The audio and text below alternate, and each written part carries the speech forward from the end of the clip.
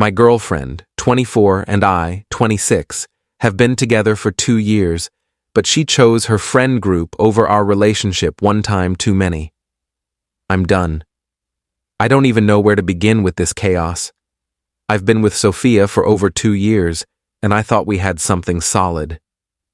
We moved in together 6 months ago, splitting everything evenly, fully embracing the couple life. But lately it feels like I'm in a relationship with her entire friend group instead of just her. Here's the deal. Sophia has this inseparable crew, Lila, Marcus, Jenna, and Nate. They call themselves the crew, without a hint of irony, and do everything together. Constant group chats, coordinated holiday outfits, the whole deal. At first I found it charming that she had such loyal friends. Now I wonder if I'm just the guy covering half the rent. The final straw came last weekend. Our 2-year anniversary was approaching, and I'd planned a special night. Booked a table at the restaurant where we had our first real date, got tickets to a concert by a band she loves. Nothing extravagant, but meaningful.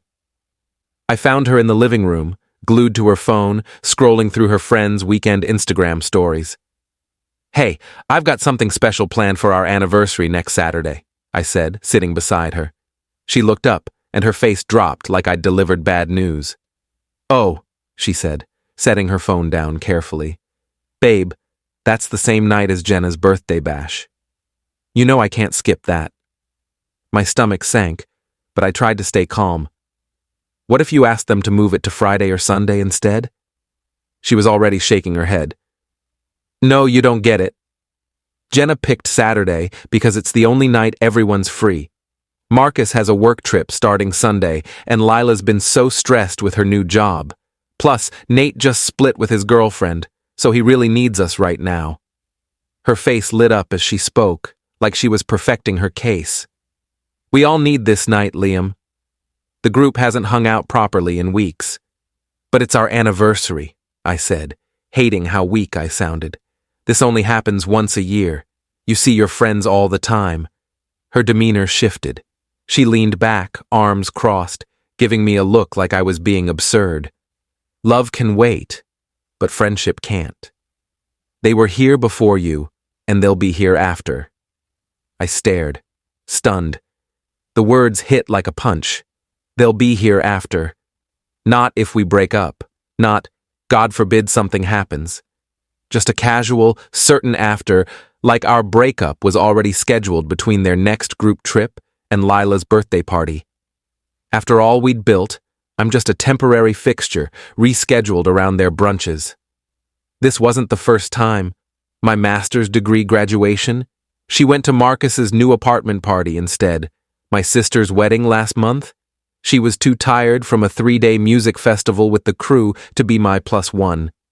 Even when my dad was in the hospital for surgery, Sophia couldn't visit because it clashed with their weekly trivia night. But she expects me to drop everything for her. Last month, she called at 2 a.m. to pick her up from a sketchy bar because Nate was too drunk to drive. When I got there, she barely looked at me, just kept snapping group selfies while I stood there like a chauffeur. On the drive home, she rambled about drama between Lila and some guy from the bar. The worst part? How she talks about our relationship to them. I overheard her on the phone with Jenna, saying I'm in a clingy phase and need to learn to share her time. Like I'm some needy kid, not her partner who just wants to feel valued sometimes. I've tried talking about balance, how relationships need effort too. She promises to improve, then makes plans that exclude me. When I point out the pattern, she accuses me of trying to cut her off from her friends. There's no winning. I'm writing this from a cafe because I couldn't stay in our apartment anymore. I've been browsing rentals online all morning. Found a decent 1-bedroom 20 minutes away I can afford solo. The lease application's in my email drafts. I love her, but I can't keep being the 6th priority in my own relationship. My friends suggest an ultimatum, but I'm tired of begging someone to care about spending time with me. Is it too much to ask that your girlfriend actually acts like your girlfriend sometimes? Edit. Reading these responses has been eye-opening. To those asking why I haven't ended it, you're right. I keep hoping she'll see what she's doing, but she's shown her priorities clearly, submitting that lease application when I get home. Update 1. The original post got way more attention than I expected. Thanks for the support and advice. I wish I could say we resolved things, but, well, keep reading. I submitted the rental application that day. Got approved in 48 hours, which felt like a green light. Spent the next week quietly moving my stuff when Sophia was out with the crew, which was easy since that's basically every day. By the time she noticed, I'd moved about 80% of my belongings. She came home Thursday night around midnight from some trendy club Nate wanted to check out. She saw my gaming setup was gone and started calling my name, her voice rising as she checked each room. "Liam! Liam! What's going on? Where's your stuff?" I was in our bedroom, packing the last of my clothes when she found me. She stood in the doorway, scanning the room like she was cataloging what was missing. "Are you moving out?" Her voice wavered on the last word. I handed her a letter I'd written, kept it straightforward, explaining I needed a partner who prioritizes our relationship, not someone who makes me feel like an afterthought. She skimmed it quickly, then read it again slowly, her eyes widening. When she looked up, it was like she didn't recognize me. "You're leaving me because I have friends? Because I won't ditch people who've been there for years?" I sat on the bed, exhausted. "Sophia, it's not about you having friends. It's about you choosing them over us every time," she snapped, waving the letter. "This makes it sound like you want me to pick between you and everyone I care about." "I want you to care about me too," I said quietly. "I want to feel like our relationship matters." She stared like I'd said something outrageous. "Of course you matter, but I can't abandon my friends every time you want attention." My chest tightened. "Sophia, I asked for one night for our anniversary." "One? And you said your friend's night was more important." She threw up her hands. "This is absurd, Liam. You're throwing away 2 years because you can't handle me having a life." I looked at her, really saw her, and realized she genuinely didn't get it. In her mind, I was the problem. I was unreasonable. "I thought I knew you," I said, zipping my bag. "I thought you wanted to build something with me." "I do want to build something, but not if it means cutting everyone else out." "I'm not asking you to cut them out. I'm asking for space for us too." She shook her head, and I saw we'd just keep circling. She thought I was controlling. I thought relationships need basic care. No compromise we could both accept. After 20 minutes of rehashing the same points, I raised my hands. "I'm done, Sophia. Done arguing. Done with us." My tone's finality hit her. Her posture shifted, like she realized this wasn't a fight we'd fix. Then things got strange. She followed me around the apartment, listing our shared moments, but every other sentence mentioned her friends. "Remember when we went to that show and saw Lila and Marcus? What about when we hosted the crew for dinner?" Like she couldn't imagine memories just about us. I told her I'd grab the rest of my stuff over the weekend during Jenna's lake house party, because of course there was a party. Left my key on the counter and walked out. But leaving wasn't enough for her. Saturday morning, in my new place, finally breathing easier, my phone went wild. Sophia called non-stop, sending long texts about needing to talk this out like adults. When I didn't respond, the crew started messaging. Lila sent a novel about how Sophia's heartbroken and I'm tearing apart their family. Nate called me childish for ghosting instead of fixing things. Marcus tried a calm approach, suggesting a group meeting to talk. Even Jenna, who I've barely spoken to in 2 years, told me I was making a mistake. The messages got nastier as the day went on. "You'll regret this. Sophia deserves better." By Sunday evening, they called me emotionally abusive for abandoning her without warning, despite my letter explaining everything. Then Monday night happened. I got home from work to find all 5 of them outside my new building. Sophia stood in front, the crew behind her like a confrontation squad. She started talking loudly as soon as she saw me, loud enough for neighbors to peek out. "We need to settle this now. You can't just vanish and ignore everyone. We're adults." I told them there was nothing to settle. I'd made my choice, explained why, and wasn't changing my mind.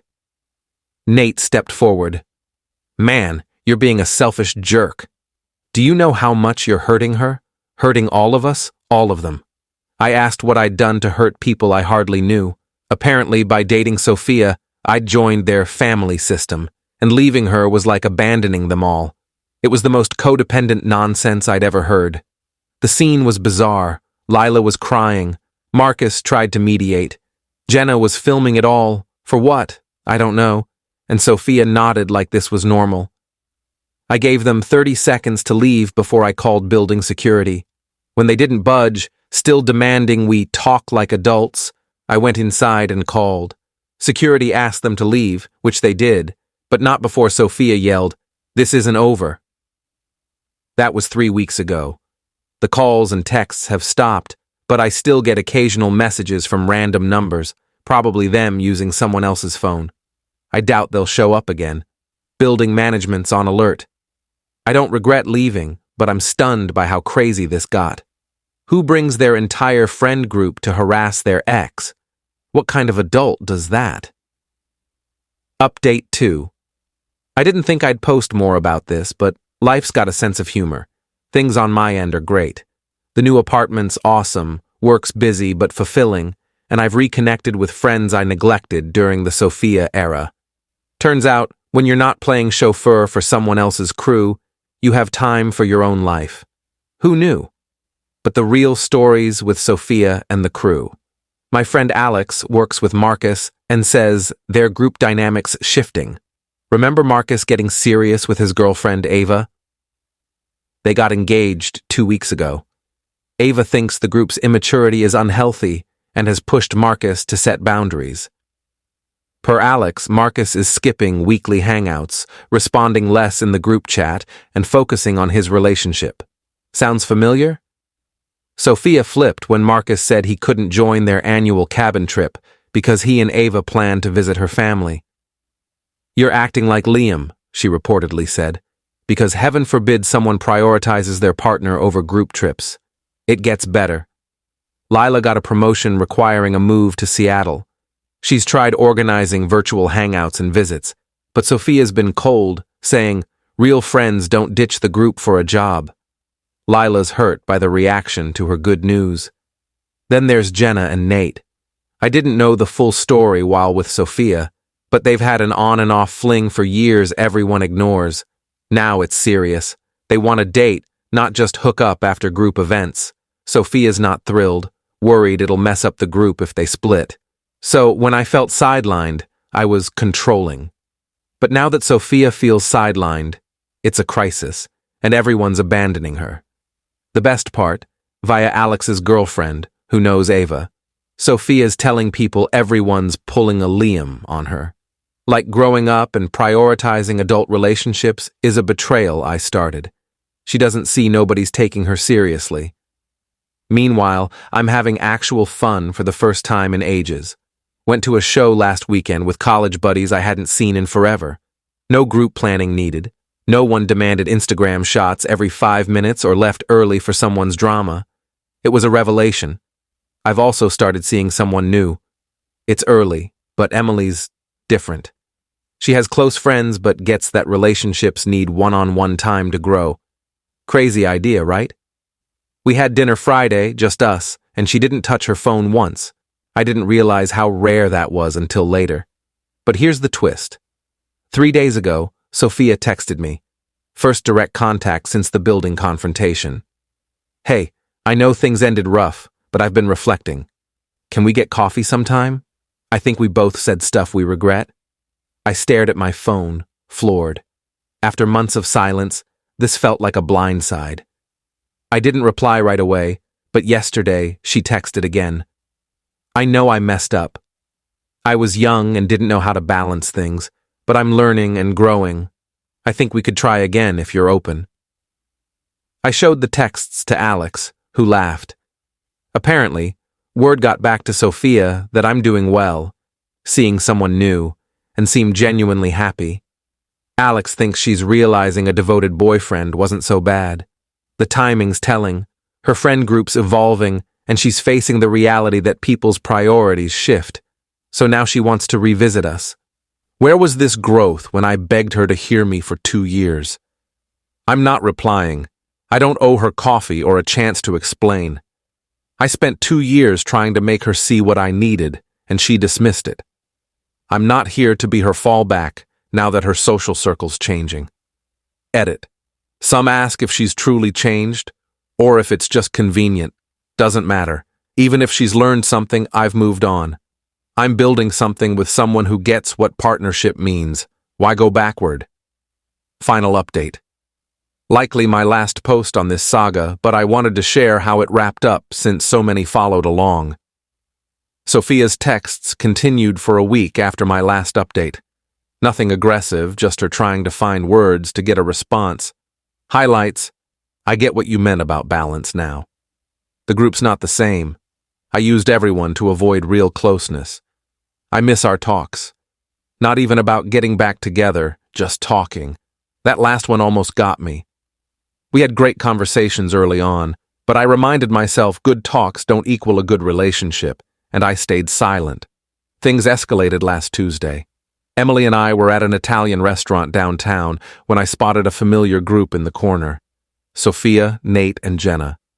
Marcus and Lila were absent. Marcus was at a couples event with Ava, and Lila's settling into Seattle. Sophia saw me before I could suggest leaving. Our eyes locked across the room, and I could tell she was debating approaching. Emily noticed me tense and asked if I was okay. I gave her a quick rundown. She knew about my ex texting, but not the full drama. Sophia didn't make a scene. She gave a small wave, then had an intense talk with Nate and Jenna. I thought that was it, but as Emily and I left, Sophia approached near the exit. Liam, hi. I don't want to ruin your night, but can we talk for a minute? Emily squeezed my hand and said she'd wait by the car. Probably the classiest way anyone's handled meeting their partner's ex. Sophia looked worn, older maybe. She spoke fast like she'd practiced. I know you haven't answered my texts, and I get why. I just want to say you were right about everything. Balance, priorities, what a relationship should be. I see Marcus with Ava, how they support each other, and I know I never did that for you. I told her I appreciated the apology, but it didn't change things. I know. I'm not asking for another shot. I just needed you to know I get it now.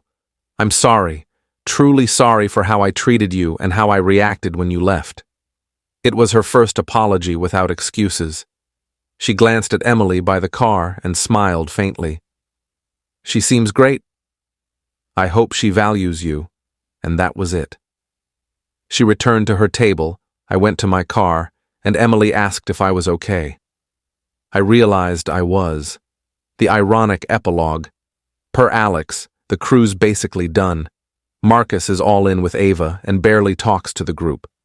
Lila's thriving in Seattle with new work friends. Jenna and Nate are dating, but want distance from the group dynamic that complicated things. Sophia's trying to hold the group together, planning outings and sending nostalgic texts about old times, but you can't force people to stay in a dynamic they've outgrown. She's learning what I tried to tell her months ago. Relationships, friendships, romances need mutual effort and understanding. When people feel they can't grow or be themselves, they leave. Emily and I are doing great. She met my friends last weekend and it was effortless. No one competed for attention or performed, just adults connecting. She's talking about a weekend trip for just us next month. That it feels normal and exciting, not selfish or threatening, shows me the difference between healthy and unhealthy relationship patterns. I don't wish Sophia ill. I hope she learns to build connections that don't sacrifice other relationships, but I'm glad I walked away when I did. Sometimes, the best thing you can do is refuse to be treated like an afterthought. Thanks for the support through this saga, Reddit. Time to close this chapter and focus on the next one.